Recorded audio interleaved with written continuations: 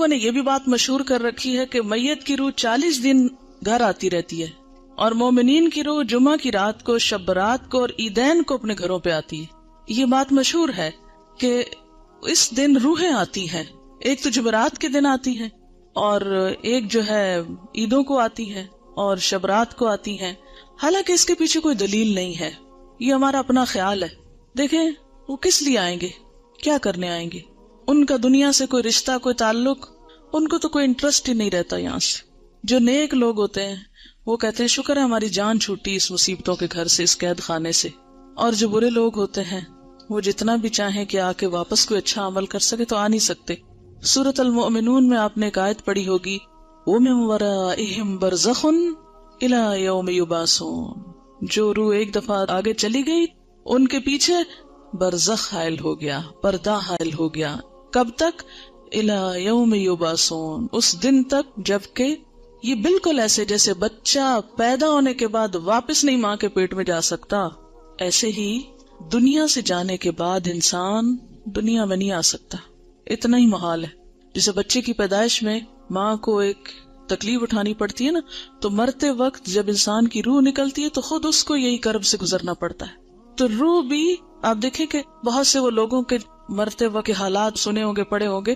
ایک ڈاکٹر مودی شاید اس نے جب 120 لوگوں کے موت کے واقعات لکھے ہوئے ہیں، تو وہ تجربہ یہ بتاتے ہیں کہ جیسے ایک گیٹ کھلتا ہے اور اس میں ہم جا رہے ہیں، ٹریول کر رہے ہیں، آگے کو جا رہے ہیں، تو بات یہ ہے کہ جو آگے چلا جاتا ہے وہ میں وَرَائِهِمْ بَرْزَخ، پیچھے آڑ آ جاتی ہے اور دروازہ بند کر دیا جاتا ہے، اب دنیا میں نہیں کوئی آتا، اور انہوں نے کرنے بھی کیا آنا ہے، اور کہیں سے ثابت بھی نہیں ہے قرآن سے کہ روحیں ہمارے گھروں میں واپس آ کے رہتی ہے، ٹھیک ہے نا۔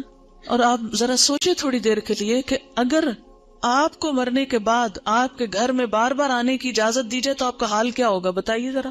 آپ دیکھیں گے آپ کا سامان کسی کے پاس چلا گیا، آپ کی چیزیں کسی نے توڑ دی ہیں، آپ کی چیزیں کسی نے پھینک دی ہیں، خراب کر دی ہیں، تو آپ دیکھ دیکھ کے کیا کریں گے؟ ذرا سوچیں، اپنے آپ کے لیے سوچیں کہ آپ مرنے کے بعد پھر آئے دنیا میں، اور عید کو بھی آتے ہیں اور شبرات پہ بھی آتے ہیں اور جمعرات کو بھی آتے ہیں اور 40ویں پہ بھی آتے ہیں، تو پھر آ کے آپ کیا کرتے ہیں، کیا کریں گے؟ آ کے کتنی حسرتیں ہوں گی نا۔ تو کیا آپ سمجھتے کہ اللہ تعالیٰ بندوں کو اس طرح حسرتوں میں مبتلا کرتا ہے کہ واپس بھیج کے، یعنی سارے تو عید کے کپڑے پہن کے کھڑے ہوں اور ہم دور کھڑے دیکھتے رہے ہیں کہ یہ عید منا رہے ہیں اور ان کو ہم بھول گئے، ہمیں یاد ہی نہیں کرتے اب یہ، اور پھر ہمارا دل چاہے گا کہ ہم کسی کو گلے ملیں، یہ جو آپس میں ہم بھی ملیں تو مل نہیں سکیں گے، اب پھر کسی کو دیکھ کے دل چاہے گا کہ اس سے بات کریں، بات ہی نہیں کر سکیں گے۔ تو یہ بات عقل کو بھی نہیں لگتی کہ کوئی مرنے کے بعد پھر دنیا میں آئے، اور پھر آئے بھی خاص اوکیزنز پہ جب لوگ خوشیاں منا رہے ہوں اور آپ مر کے آ کے ان کے سر پہ دیکھ رہے ہوں حسرت سے، کس قدر افسوسناک بات ہے۔ تو اور پھر یہ تو چلو ویسے ہم سوچ رہے ہیں نا کہ اگر وہ if it is possible تو how does it look like، لیکن قرآن میں بھی کہیں نہیں لکھا ہوا اور حدیث میں بھی کہیں اس طرح نہیں پتا چلتا۔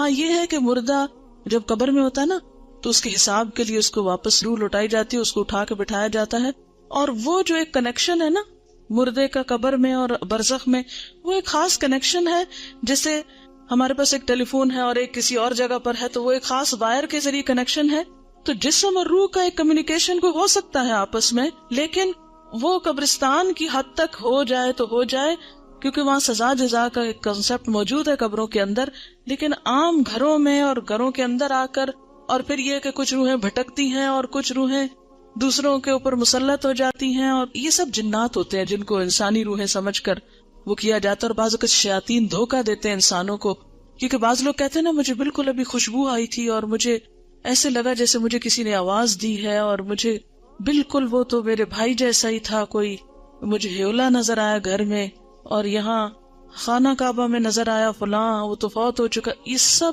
اگر آپ نے سائیکالوجی پڑھی بھی ہو تو اس میں آپ نے پڑھا ہوگا، التباس کے بارے میں پڑھا ہوگا، ہیلوسینیشن وغیرہ کے بارے میں، خیر وہ ایک اور ایکسٹریم پہ لے جاتے ہیں، لیکن بیسیکلی یہ ہے کہ جو شیاطین ہوتے ہیں، جنات ہوتے ہیں، وہ بھی بعض اوقات انسان کو دھوکہ دیتے ہیں، ایسی باتیں ان کو بھٹکانے کے لیے، بہکانے کے لیے، ان کا عقیدہ خراب کرنے کے لیے، بگاڑنے کے لیے ان کو بھول بھلائیوں میں ڈالتے ہیں، ان شکلوں میں آ جاتے ہیں، ٹھیک ہے نا۔ تو جو چیز قرآن سنت سے ثابت نہیں، بس اس پہ خاموشی اختیار کی جائے، نہ کہ اس کے آگے ایک نیا دین گھڑ لیا جائے اور پھر کھانے پکا لیے جائیں۔ اب دیکھیں مردہ خود تو وہ حلوہ کھا نہیں سکتا، اور ہم اس کو خوش کرنے کے لیے حلوہ بنا رہے ہیں. اب مثلاً آپ کسی کے گھر میں جائیں اور وہ کہ ہم نے آپ کو خوش کرنے کے لیے یہ سب کچھ پکایا ہے اور کھانے نہ دیں آپ کو یا آپ کھا نہ سکیں اس کو، آپ کتنے خوش ہو کے لوٹیں گے؟ اچھا، بعض لوگ ایک مغالطہ دیتے ہیں، وہ کہتے ہیں یہ جو آتا ہے نا تنزل الملائکۃ والروح فیہا باذن ربہم من کل امر سلام، کہ لیلۃ القدر میں روح اترتا ہے. تو اب آپ بتائیں کہ اس روح سے مراد کون سا ہے؟ اگر اس روح سے مراد مرے ہوئے لوگوں کی روح ہے تو پھر ان آیتوں کے بارے میں کیا کہیں گے؟ نزل بہ الروح الامین، روح سے مراد کیا ہے قرآن پاک میں؟ جبرائیل علیہ السلام کے لیے لفظ استعمال ہوا ہے، اذ ایدتک بروح القدس قل نزلہ روح القدس نزل بہ الروح الامین تعرج الملائکۃ والروح یوم یقوم الروح والملائکۃ صفا، اور پھر تنزل الملائکۃ والروح سورۃ القدر میں. تو یہ جو روح اترتی ہے اس سے مراد مردوں کی روحیں نہیں ہیں، یہ خاص روح مراد ہے اور اس سے مراد جبریل امین ہے. ٹھیک ہے، اسی لیے خود قرآن پاک پڑھنا کتنا ضروری ہے، ورنہ اس طرح کی باتوں سے لوگ عموماً کیا ہوتا ہے. اچھا، پھر جناب بات یہ ہے کہ نبی صلی اللہ علیہ وسلم کی 22 سالہ زندگی میں یہ دن آتا رہا ہے 15 شعبان، جس کو ہم شبرات کہتے ہیں، لیکن کبھی بھی آپ نے یہ کام نہیں کیے، نہ کوئی آتش بازی کی ہے اور نہ ہی کوئی حلوے پکائے ہیں، نہ ہی کوئی اس قسم کے اور کوئی تصورات ہمیں دیے ہیں، نہ اپنے عمل سے اور نہ ہی اپنے قول مبارک سے. اور یہ جو اس رات کو چراغوں کی روشنی ہے یہ بھی اسراف میں شامل ہوتی ہے. لوگ گھروں پر موم بتیاں لگاتے ہیں نا، کبھی دیکھیے موم بتیاں، اور پھر اس کو بھی آہستہ آہستہ عید کا نام دے دیا ہے.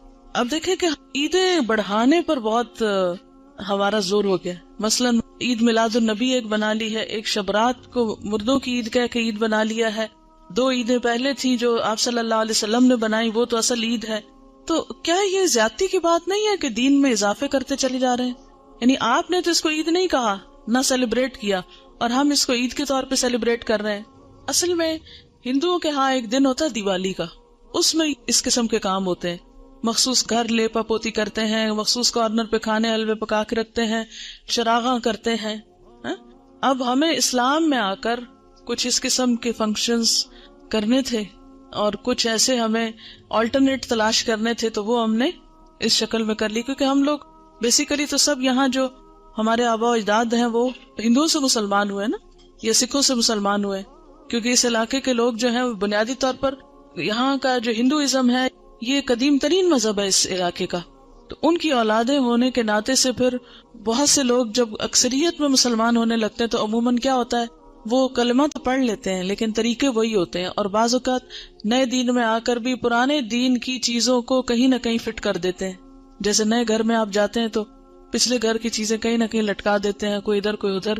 تو یہی کچھ ہمارے ساتھ بھی ہوا ہے.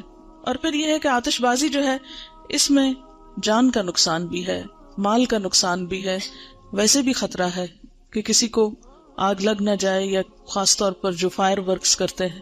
یہ تھی چند باتیں جو اس حوالے سے آپ سے کرنا تھی. اس کے ساتھ ہی جو کچھ کوسچنز ہیں میں ان کے جواب دے دیتی ہوں. ایک اور غلط فہمی بھی اس دن کے بارے میں ہے جس کا ذکر کرنا ضروری ہے.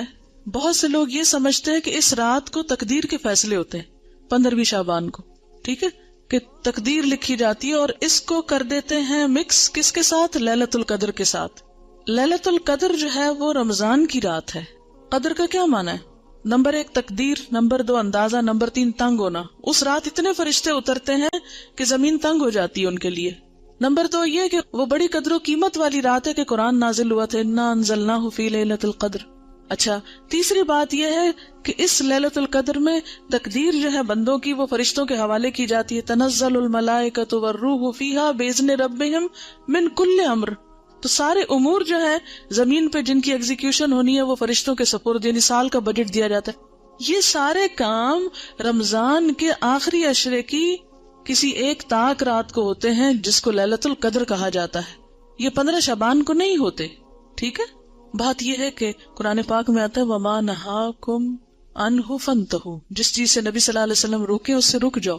ٹھیک ہے، تو آپ جب روکتے ہیں ایک بات سے کہ 15 کے بعد نہیں روزے رکھو، تو پھر ہم یہ نہیں کہیں گے چونکہ آپ نے رکھے تو ہم آپ کی سنت فالو کر رہے ہیں. ٹھیک ہے.